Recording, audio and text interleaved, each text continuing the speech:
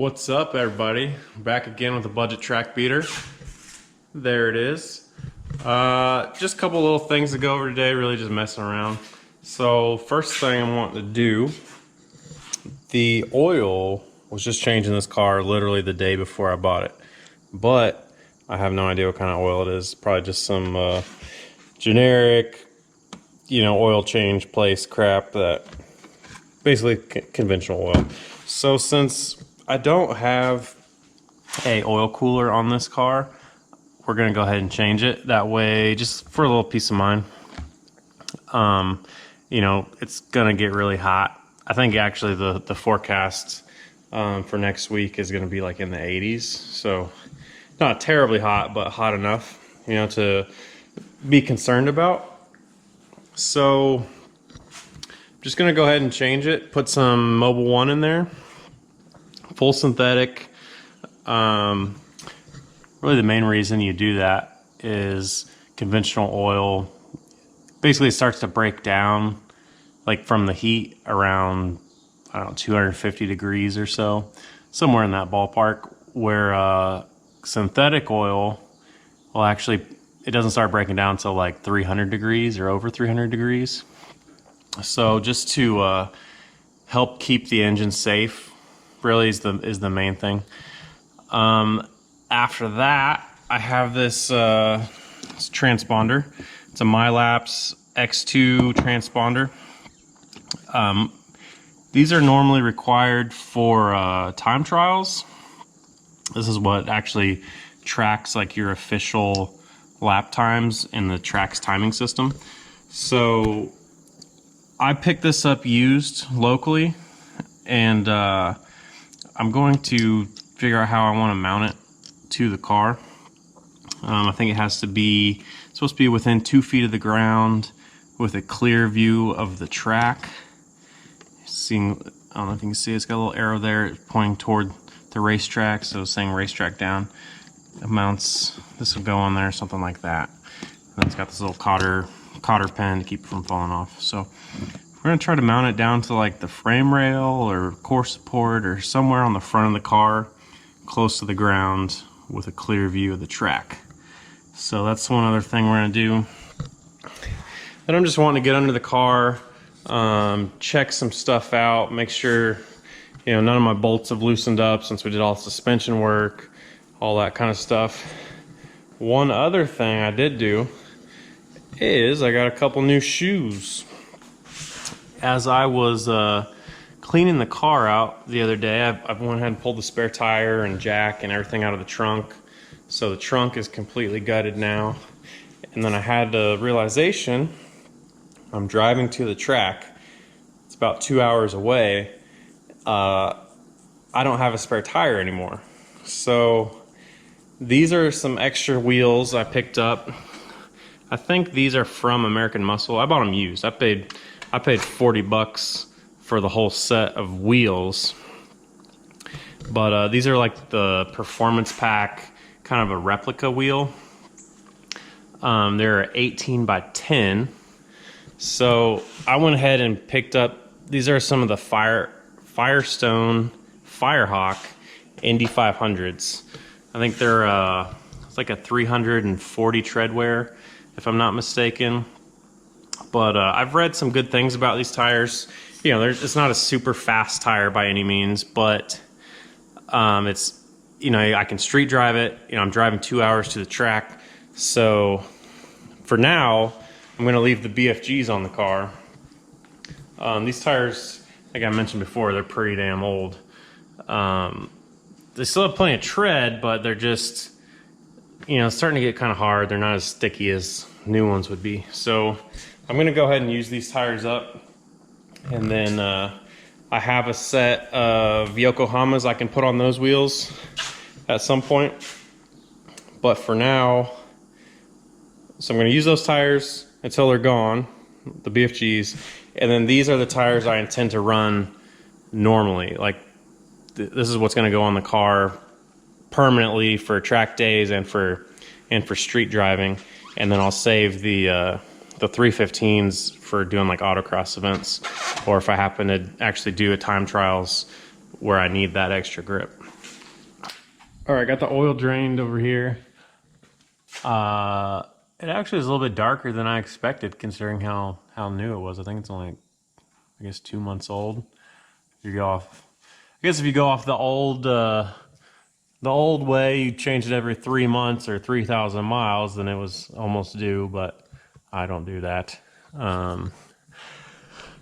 So about to fill it back up with a new filter on, Motorcraft filter. I like to use these. This magnet has, this drain plug has a magnet on the end. This kind of can catch any little, any shavings or any dust, any bearing material that might come out of the motor. It's just like hopefully you don't ever see any of that, but hopefully with this in there, it can kind of catch some of that stuff. But also when you change the oil, you'll be able to see it and see if you have a problem before it gets too bad. Another thing, when you change your oil, if you do your own oil, make sure you fill the filter up with oil. When I was in school, which I went to Samtech for building engines, I have a degree in engine block and head machining. But something we learned in school, so when you start that motor up for the first time, say there's no oil in the filter, it could take up to 60 seconds for oil to get throughout the motor and get all the air bubbles worked out. So it's going to show pressure on your gauge, but the pressure could be air. It's not necessarily oil. And they said in that 60 seconds, I believe this was from an OEM engineer where this information came from.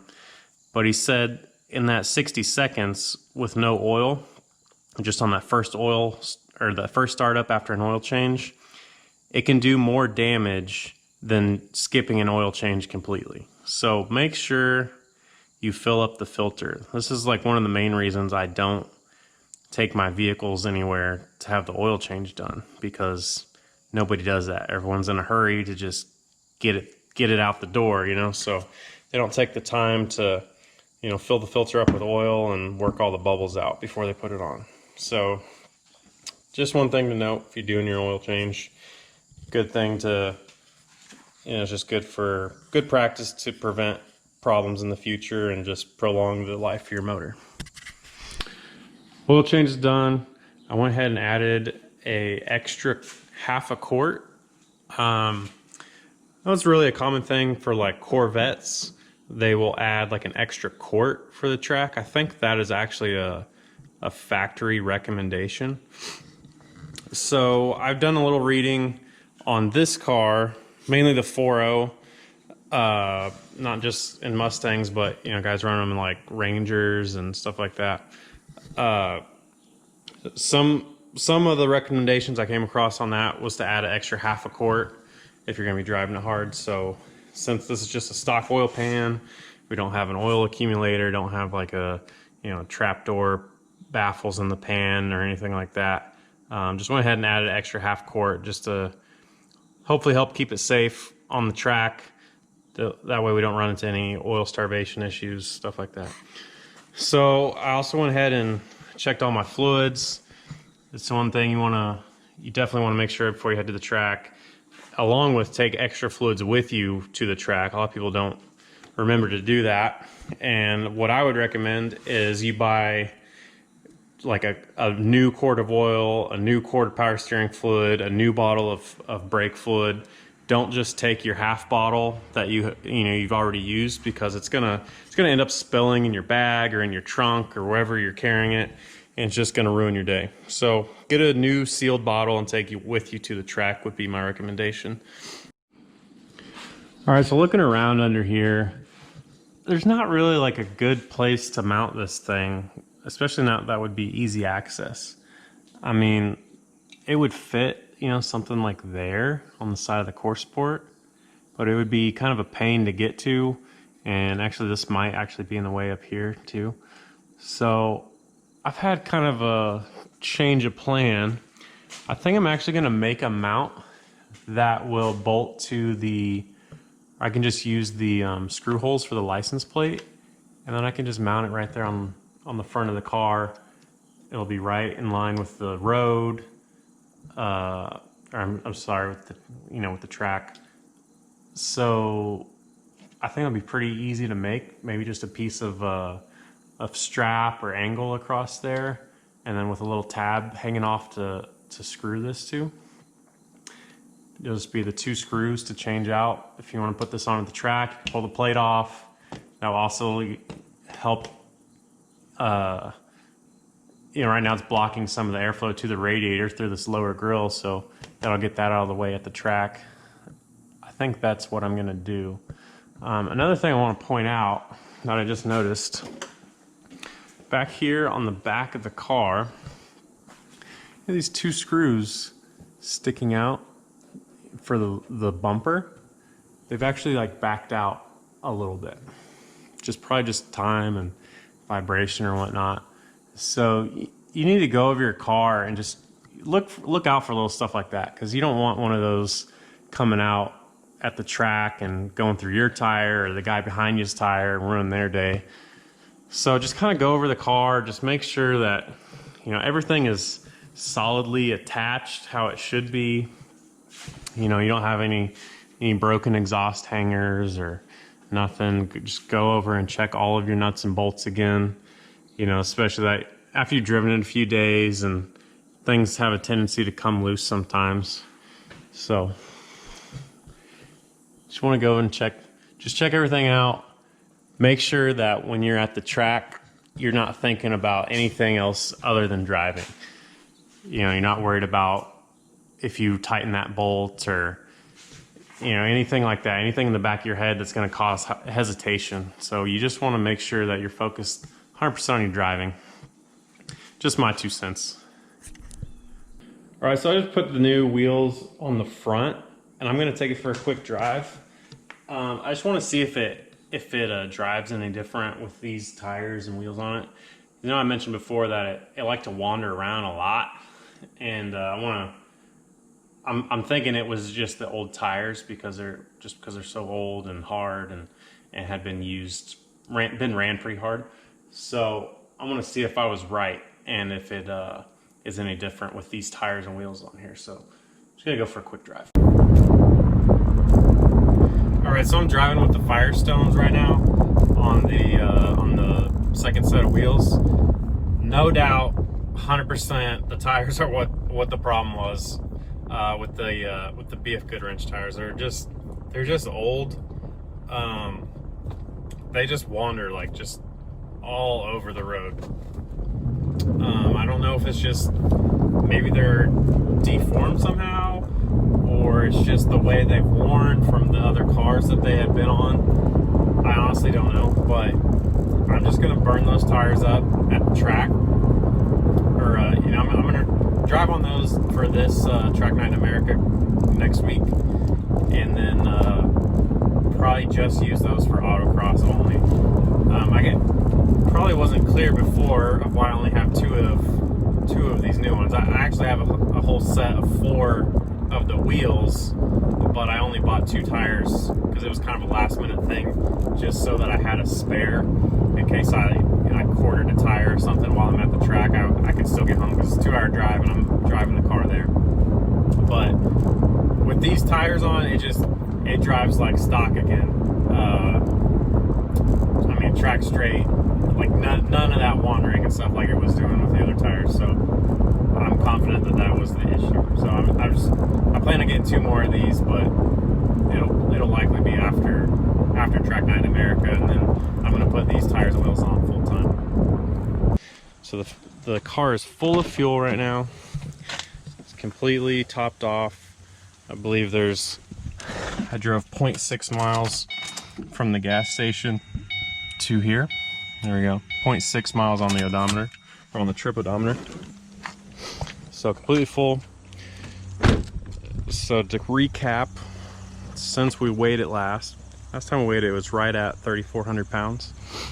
I think it was like 3,396 or so. We'll just call it 3,400. But since then we have done basically nothing but add material to this car.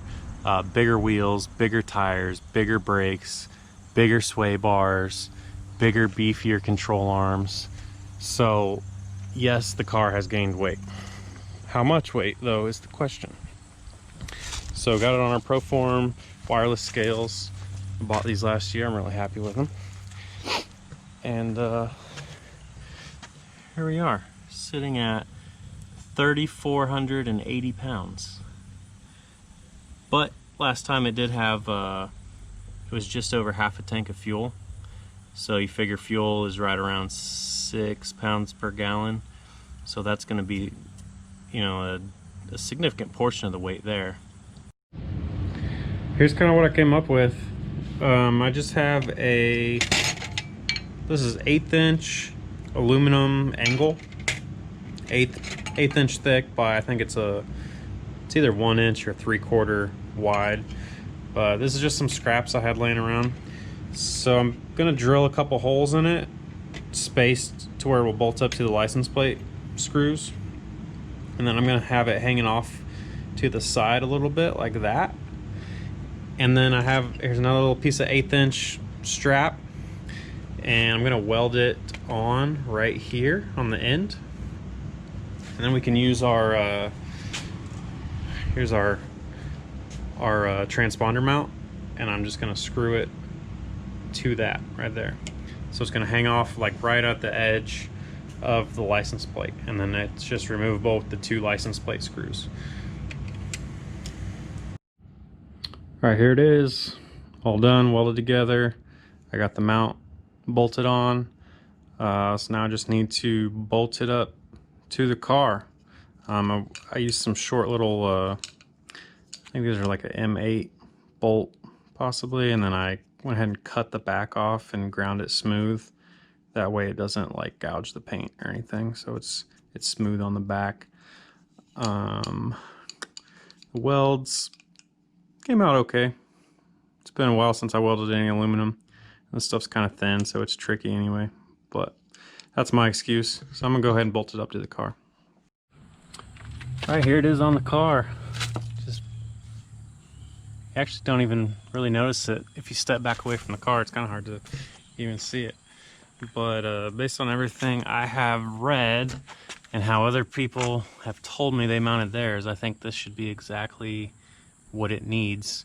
It's within 2 feet of the ground. It is pointing toward the racetrack, has a clear view of the road. So I think that should get it done. The way it's offset, you might not even need to take it off. You could, I mean, I guess based on your state and how your license plates are made, you might just be able to leave the mount on there all the time if you wanted. But it's easy enough to just take off. Got your 2 Phillips head bolts holding the license plate on. So that's gonna wrap up this episode. My next episode should be from Heartland Park, about 5 days out from that, barring anything else going on with the car. So hope you guys enjoy the video. Thanks for watching.